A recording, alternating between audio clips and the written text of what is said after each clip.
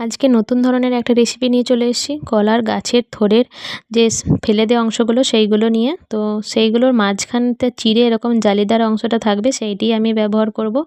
আর সাইডেরগুলো পাশেরগুলো সব আমি ফেলে দেবো।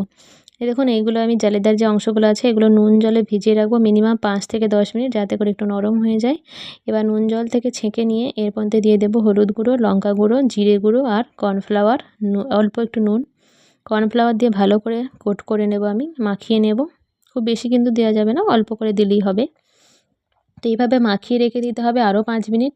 এবার কড়াইয়ের মধ্যে তেল গরম করে একে একে ভেজে নেব ক্রিস্পি করে। এগুলি হলো কলার থোলের চিপস। আপনারা অবশ্যই একবার বানিয়ে দেখবেন, নতুন ধরনের একটা ইউনিক রেসিপি। তো আজকের রেসিপিটা কেমন লাগলো, আপনারা কখনো বানিয়েছেন কিনা অবশ্যই জানাবেন।